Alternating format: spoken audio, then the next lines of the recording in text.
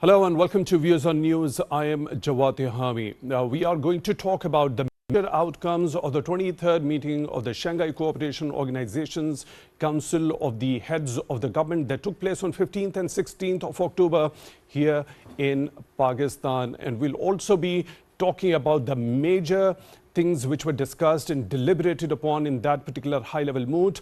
And we've also seen today the National Assembly here in Pakistan has passed a resolution regarding the successful conduct of this particular high-level mood here in Pakistan. We have also seen the Senate has also congratulated the authorities in Pakistan on the successful hosting of this particular high-level mood. Let me quote Information Minister Mr. Ataullah Tarar. Pakistan's role has been recognized in the region through the participation of regional leaders in the SCO meeting.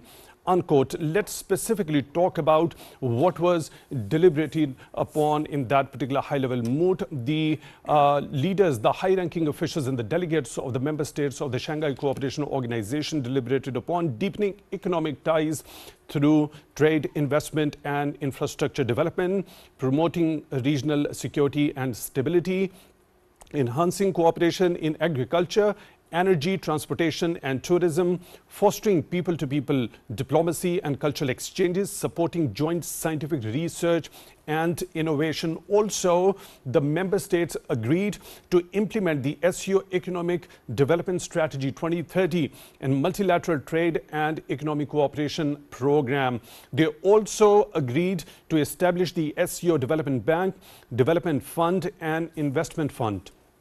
The members also agreed to promote the use of national currencies in mutual settlements. They also agreed to enhance cooperation in environmental protection, climate change and disaster response. In his national address on the occasion, Pakistan's Prime Minister Shehbaz Sharif urged the SCO member states to emphasize the enhanced connectivity, poverty alleviation, climate action and greater business collaboration for a prosperous future. Also, we know for a fact just before this particular high-level mood of the Shanghai Cooperation Organization, Chinese Premier Li Qiang was here on a bilateral visit. Quite substantial outcomes of that particular bilateral visit, further solidifying the bilateral relationship between Pakistan and China. A couple of aspects related to that also up for discussion. And we are honored to have been joined in the studio to discuss all these things by an esteemed panel of guests.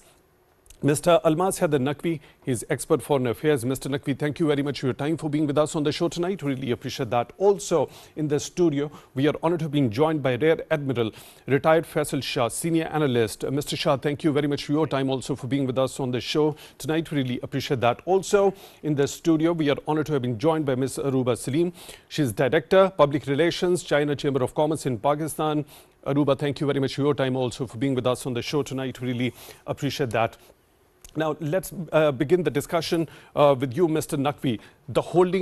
The successful holding of this high-level mood. We've seen a resolution passed today in the National Assembly, and also the kind of statements which have come from the leadership here in Pakistan, that it has actually sent a message to the outer world, the kind of role Pakistan can play as far as hosting such type of high-level events. How do you take how this particular high-level mood in Pakistan went? Thank you very much for having me, Jawad.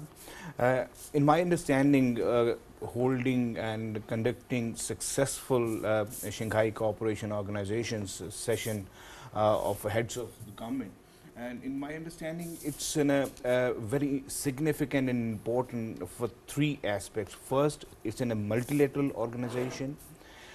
It's in a multilateral activity. And the second one is it's in a bilateral context, is also very much important.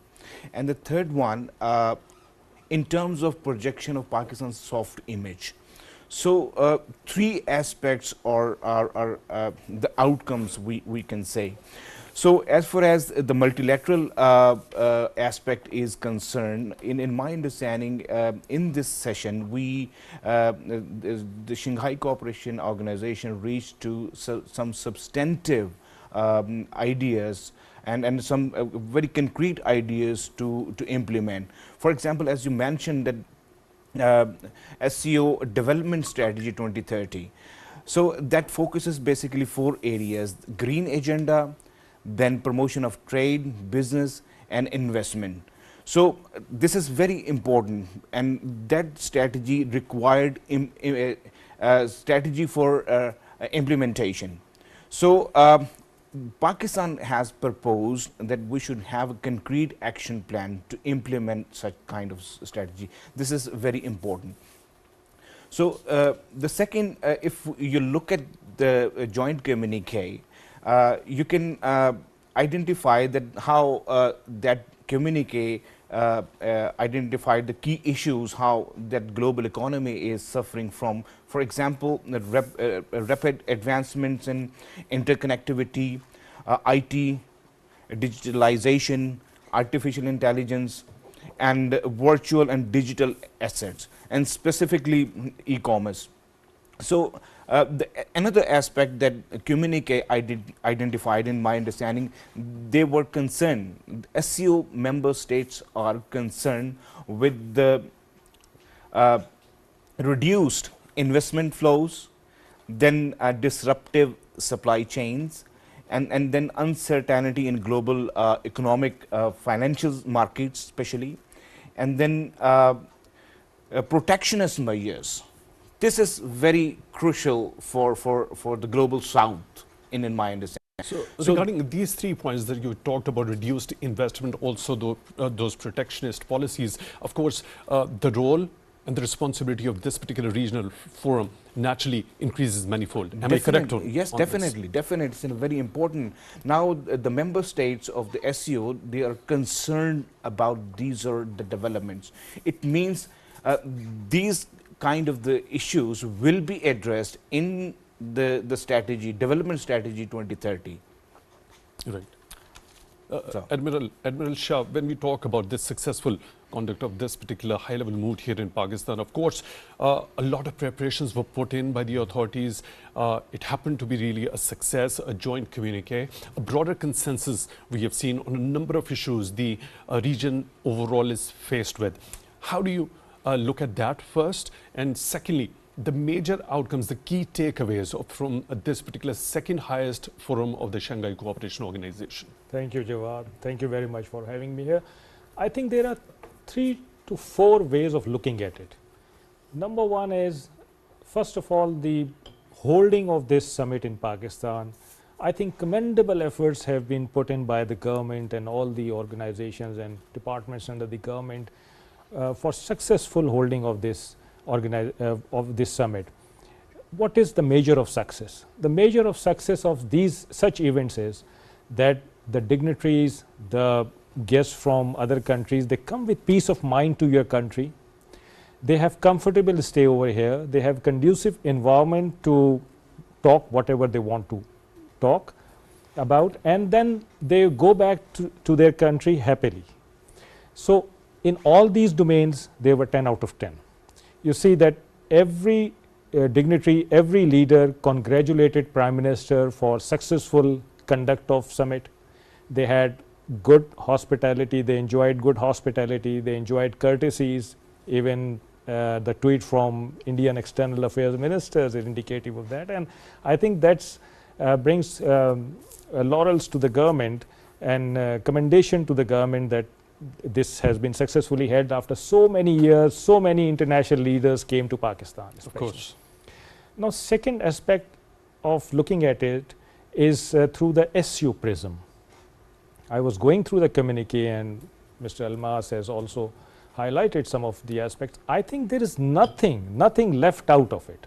You talk of traditional medicines, you talk of medicines, agriculture, science and technology, AI, sports, education, climate, what not and what not. I think everything is included in the communique, and that actually exhibits the spirit of multilateralism, that the SCO actually wants to take all the countries along towards the prosperity. These are all collective issues, and all countries are involved in it. Now, the third aspect is from China-Pakistan context. Now, before this, you see, there have been challenges in our country, security challenges, and all those hurdles that were erected by our adversaries to halt CPEC or CPEC 2.0, but those were all overcome by the presence of Chinese premier here for a very long tenure. I think he came for 3-4 days. He came a day prior, and lot of MOUs and agreements were signed between China and Pakistan, and that was actually display of conviction and trust from both the countries that we are going to complete this CPEC, we are going to take it to its logical conclusion, come what may. The fourth aspect is from Pakistan's point of view. Pakistan has great opportunity in all this holding of summit. You see, we have so much of potential in Pakistan, in our human resource, in our sites, in our coast, in our sea, in our cultural sites, religious diversity, and we can integrate with each country of SCO so easily. We have so much to offer to them. We just have to strategize how to approach them and how to capitalize upon our own potential. Right, a number of very important points, Admiral, you have highlighted, including that holistic approach, that very spirit of multilateralism under this particular high-level mood, also through the prism of the China-Pakistan relations, that particular visit of the Chinese Premier Li Qiang here in Pakistan, just a day ahead of that particular high-level mood, shows the significance to the importance of this particular bilateral relationship that has stood the test of time, and a number of MOUs in diverse areas being signed between the two sides. Also, we saw Prime Minister's visit in China back in earlier during this year. We also saw diverse fields being discussed upon between Pakistan and China, and you also brought in that very progress under CPEC phase 1. Also, I'll come back to you to talk a little bit in detail. Now, the transformation that is happening from CPEC phase 1 to CPEC phase 2 also. Pakistan has got much potential. It has lots to offer to the region in particular also. That would also be discussed in detail. Let me bring in Arubah into the discussion also. Arubah, so finally, you are associated with China Chamber of Commerce. We have seen that high-level bilateral visit by Chinese Premier Li Qiang here in Pakistan, just ahead of this high-level move to SCO.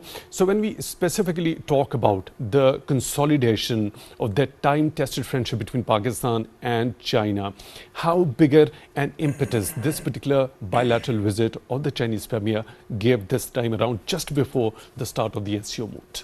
So thank you so much for having me on the show, Jawad Saab. Kudos to you and the team of P2V World for bringing such insightful sessions to us on SCO for the past 3 consecutive days and now for the 4th day as well. So I would first like to introduce the organization I'm representing today, because I believe that is going to add the element of relevance and accuracy to what I am about to contribute to the discussion in my own humble way. So the China Chamber of Commerce in Pakistan, formerly known as the All Pakistan Chinese Enterprise Association, is a hub of state-owned and some prominent private Chinese companies based in Pakistan. Now, these include the key players of CPEC, including the China Energy Engineering Corporation, Bank of China, Industrial and Commercial Bank of China, Huawei, China Road and Bridge Corporation, China State, all the major key players that have played a significant role in CPEC phase 1 and now again contributing in their excellent capacities towards the 2nd phase. So adding to the specific question that you asked about the significance of this visit and exactly what role it plays towards the greater picture or the greater dynamic of Pak-China relations. So I believe after following the tragic incident on the 6th of October, the fact that Premier Li visited Pakistan and kept it as a priority, SCO was still on. My colleagues here have mentioned of how holistic and all-rounding SCO has been in all dimensions, so diverse, all-encompassing.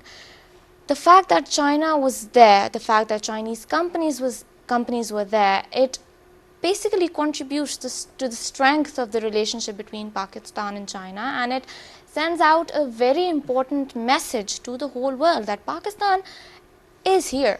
Pakistan is there for FDI. Pakistan is there for foreign direct investment. We had a successful execution of the SCO, showing that Pakistan is fostering an environment which would welcome the leaders of the world and their investment as well.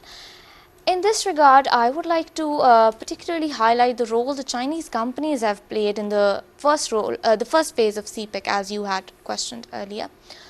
Now, we see that the first phase we are already gone through. It's been 11 years of success. We've been together through thick and thin.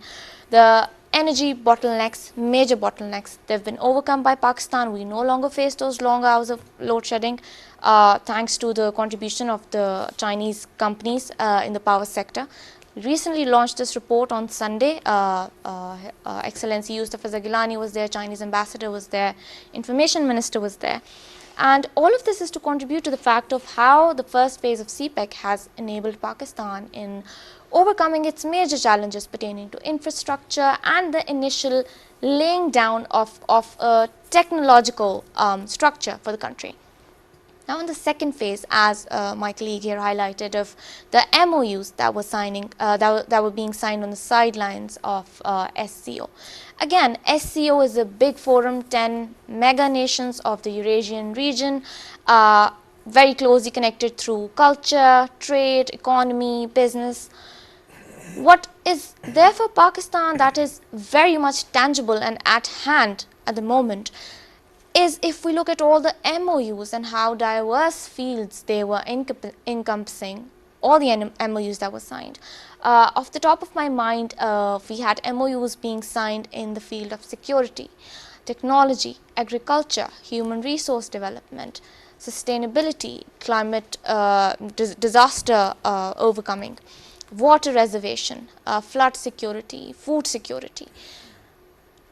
I would even like to mention how there was one letter of exchange that was signed that particularly focuses on the response time and the development of firefighter teams deployed in Islamabad. Now, the point of mentioning all of these things is to actually boil it down to the fact of how diverse the cooperation between Pakistan and China is, and how China and Chinese companies are ever ready to cooperate in Pakistan in pretty much any field. No matter if we talk about the high level billions of dollars worth of projects for energy or infrastructure or dams and electricity generation, or the fighting project that I just gave an example of. So I would say the ball is very much in Pakistan's court right now, and we have had a successful communique and commencement of SCO, and now China is always there. China has always been there for us. I'm proud to be saying that from the perspective of my organization and as a Pakistani myself also. So we have roads to cover. Now, the transformation that is happening when we talk about the major successes under the China-Pakistan Economic Corridor Phase 1. Now, moving on to those signing of the Memoranda of Understanding between the two sides in a diverse range of fields. You also brought in that example of firefighting response, and that kind of a document was exchanged between the two sides also. Let me go once again back towards Mr. Naqvi. Mr. Naqvi, now, as Arubah has pointed out, the Chinese companies were very much interested. Pakistan is here for that FDI. During the phase 1, we had seen that contribution by the Chinese companies towards the prosperity, the progress and development of Pakistan happening. When we talk about the Shanghai spirit and the spirit of multilateralism, Pakistan and China being the two key members of this multilateral forum, there were a number of things agreed in this particular mood also. For example, the SCO Development Bank, Development Fund and Investment Fund. Now, Pakistan looks forward to that FDI, of course, from all the member states here in Pakistan, promising a lucrative business environment. Specifically China and Pakistan, under the framework of SCO, how can they both collaborate, and how these developments are going to add to that very potential that lies between the two? I think this is a very substantial initiatives agreed on the SCO platform. In my understanding, as you mentioned, that the SCO Development Bank, SCO Development Fund even, and those are the replica they want to be established just like the SCO Investment Fund. So these are very much important, because if you don't have any financial resources behind the projects, how you can implement those ideas. So in my understanding, in bilateral context, if we look at the joint statement by the Pakistan and China, it's in a really significant that still Chinese companies are so much interested and to invest in Pakistan, especially in special economic zones. Because some of the forces here in Pakistan, they want to destabilize Pakistan through terrorism and through different instruments. But such kind of reflections from or the commitment by the Chinese side is very much significant at this moment, because some people were thinking that perhaps Chinese will be things some otherwise. So in this way, I think it's an important. Secondly, as you mentioned, that the SCO Development Bank is and should be backbone of the future projects. So if you conceive an idea, and if you don't have any sort of financial backing, that cannot be implemented. So under the SCO framework, when we talk about the second highest forum of the SCO, the Council of the Heads of the Government, it is basically mandated and also entitled to pass the budget, which is already being done during this recently held moot. So under that, how doable and how significant they are going to serve the purpose of the Shanghai Cooperation Organization in the longer run? There has also been an agreement regarding the promotion of the use of national currencies in the mutual settlements.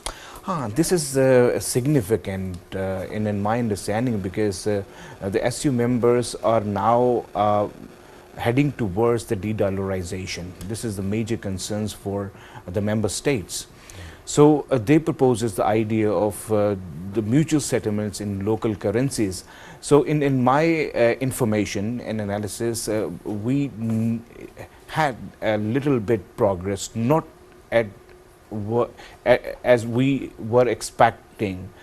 So it's an important, now countries are moving towards the settlement and financial transactions in the local currencies, but still we have some challenges to deal with this issue. I hope in future you will see a little bit more progress in this area. Right, Admiral Shah, when we talk about another very pressing issue that is the region is actually confronted with, it relates to security, ensuring the security, because to reap the dividends of this economic connectivity within the region, security has to be of paramount importance. When we talk about Afghanistan situation, we've seen since back in 2021, since the Kabul takeover by the Afghan Taliban, this particular question has been rising so often because of the resurgence of terrorism, the kind of spillover effect we have seen because of those terrorist organizations based on the Afghanistan soil.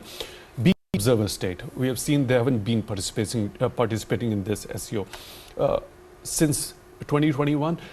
How important ensuring stability and peace in Afghanistan is in order to ensure that these all things which been deliberated upon, agreed upon, that would definitely be implemented as the time passes, to ensure that it remains sustainable without any hindrance or obstacle or any security issue that emanates from Afghanistan soil. I think very pertinent. Afghanistan has issues and problems, and those are actually issues and problems for most of the countries of SCO, most of the member countries of the SCO. So Central Asian republics, you talk of Pakistan, you talk of China even. So these countries have to come together to tackle this. This is a collective issue. This is security is a collective threat to all countries, collective challenge, and one country just cannot actually tackle it alone. So we have to combine our efforts to do it. We need to engage them, and we need to make them understand that the road to prosperity is out of that, and road to prosperity is with us. So then they did not participate because they have some issues with some of the clauses of SCO Act or SCO Memorandum of Understanding. But I think there is a requirement to engage them and make them understand that they need to come out of that aura that they are living in, and they need to actually engage with the countries of SCO, because the collective prosperity and collective success will also be for them. They can also reap benefits of it. If they remain out of this, there will be less chances that they can reap those benefits. Right, you already talked about that holistic approach through which all the member states during this particular mood came up and they deliberated upon. It shows that inclusivity, that very understanding, bringing in all those nations which are connected together to be the part of that journey of progress and development. Now, when we talk about one country, Afghanistan, that has been unable to understand what dividends are associated with it, of course, a regional approach in order to have more engagement with the Afghan authorities, in order to impress upon them that there are longer term benefits to their cooperation being the part of this particular multilateral forum. How do you see things happening once Afghanistan becomes into this particular realization that it's going to help them in the longer run, when it is completely and fully on the part of it? Yeah, I think that's very important, because Afghanistan is a landlocked country, and through Pakistan it can access seas and ocean, and we also provide them transit trade. So there is a win-win situation in that. We have a good maritime connectivity with all the regions in the world, because our own trade is more than 90% seaborne. So Afghanistan has to understand that peace and stability in Afghanistan and controlling of this menace from their soil actually not only helps other countries, but actually helps themselves. They will be the first beneficiaries of this, and when they are on board, I think there will be realization among them that what lies in the prosperity, road to prosperity that we are talking about. Probably they have not had that exposure up till now, but we will need to provide them that exposure through economic engagement with them, through financial engagement with them, through different types of education and vocational training and things like that. I think after that they will be able to realize that what we have been talking about to them. And this is all about, in my personal opinion, engagement. Right. So you already talked the third prism, Pakistan-China relations, that Premier Li Qiang's visit just ahead of the SCO visit. How much consolidation this time around do you think? Just the timing of it, we try to compare that just before the start of this high-level moot. The bilateral visit happens, the Chinese Premier comes here in Pakistan. A number of MOUs already signed, as you already mentioned, Arubah also mentioned. A number of other substantial happenings did take place. For example, the inauguration of the Gwadar International Airport.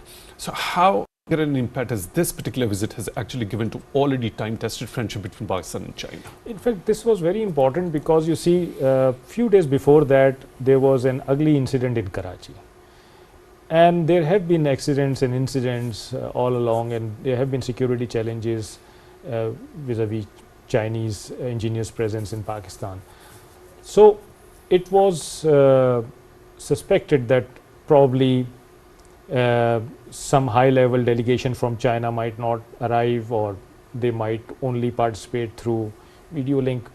So their presence here, their arrival here, they are staying here for a longer tenure, and then the inauguration of new Gwadar International Airport, then so many MOUs and agreements. I think this has sent a clear message to the whole world that they are not going to do any harm to CPEC or the friendship of both the countries, because they are together. I here remember one verse from Allama Iqbal, who said, हैं जज्बे बाहमी से कायम निज़ाम सारे. All systems are based on togetherness, on collectiveness. So China and Pakistan just showed that we are going to run our systems, we are going to run our initiatives as per our own plans because we are together. So, and those nefarious designs of the enemies of Pakistan-China friendship and CPAC and its transformation and the benefits associated with it are not going to be fulfilled by those enemies of this particular time-tested relationship. Arubah, now Pakistan is here for FDI, you already stated. Chinese companies had been doing a lot already under the CPAC phase 1. We are into CPAC phase 2. Prime Minister Shahbaz Sharif visiting China earlier during this year. Now Premier Li Qiang here in Pakistan. Lots of MOUs exchanged between the two sides. Which are those areas specifically the Chinese companies remain interested in as far as the second phase of the CPAC is concerned? Sure. So, quite an important question, and I think that would give us a good way forward for stepping ahead in the game of CPEC. So, we have seen how the major challenges have already been overcome as a result of phase 1, and we've seen cooperation in sectors of energy, infrastructure, mega infrastructure projects. That's been done. Coming towards the second phase of CPEC, that is now focused on more on B2B collaboration. In our field, we call the first phase to be more inclined towards people-to-people collaboration and towards country-to-country ties, bilateral ties. Now the strategic partnership is now into an economic strategic partnership, and the key sectors which we are looking at for like a greater potential of investment include agriculture, technology, human resource development, most of the sectors which we've had seen the signing of MOUs for, and disaster management, sustainability. Sustainability is very much there. Even the energy projects that have already been worked on, they are being worked on day and night by Chinese companies to be more and more sustainable, more and more green. And we also have a lot of potential in science and technology, and in terms of cultural cooperation between the two countries through the mode and medium of education. Right. So these would be the key sectors. Okay, so how significant is this particular step of the inauguration of the Gwadar International Airport?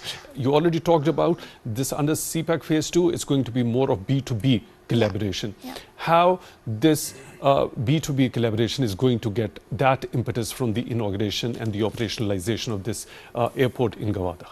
Sure. So the soft launch of Gwadar International Airport by Premier Li, that actually signifies the importance that Gwadar has, not just as a on a geostrategic level, but rather on the level of being a hub of trade and connectivity between the whole region. You see, surrounding Gwadar, we have a majority of landlocked states. Now, coming from Xinjiang all the way through Pakistan and going to Gwadar, and then all the way across the landlocked Central Asian states, moving its way across Europe, we have a whole network which has great potential, and its centerpiece is in fact Gwadar. And for a hub like that to have an airport that is, of course, sustainable, built on modern technology by modern engineers and all those implementations, obviously it serves as a good point of confidence where you know that this place is actually having the right instruments to live up to its potential. So we know that there's a lot of work going on in Gwadar, and we are very positive that Gwadar can actually realize its potential soon enough.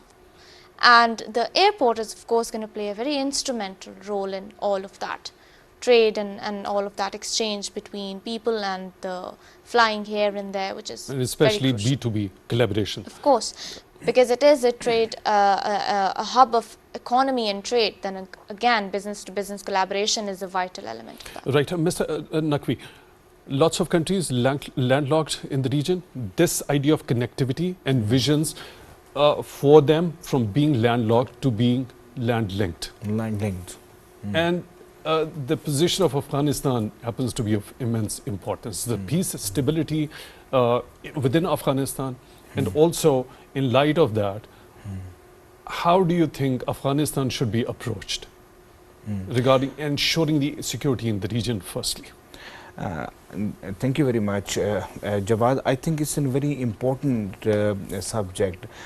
Without stability in Afghanistan, no idea of connectivity and the idea of integration can be implemented. So this is very important and significant. Yes, as far as the Pakistani approach is concerned, Pakistan is looking towards a regional approach.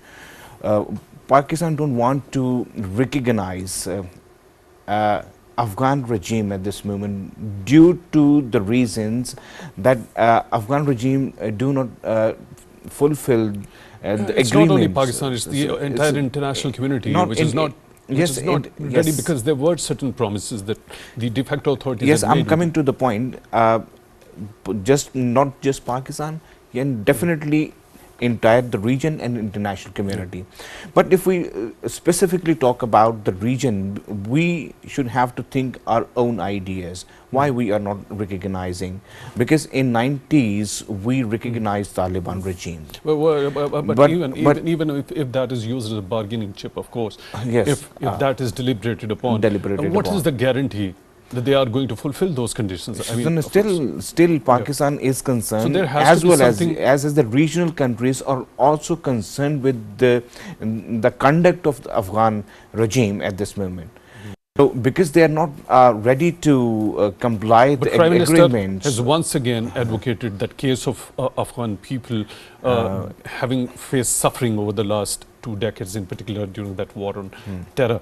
Still, Pakistan is asking the international community to come up with that support towards the people in Afghanistan.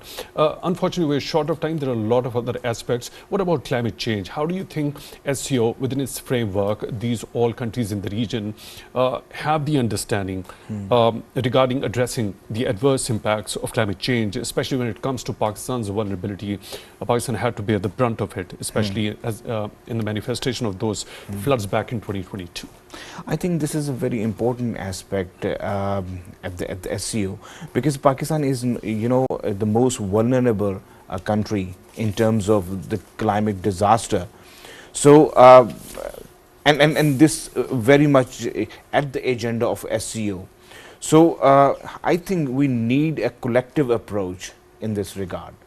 Because some of the challenges of the climate we face and the environmental issues that comes from across the border, that are not domestic issues. So we need a collective approach is required in order to deal that existential crisis, as Prime Minister has termed.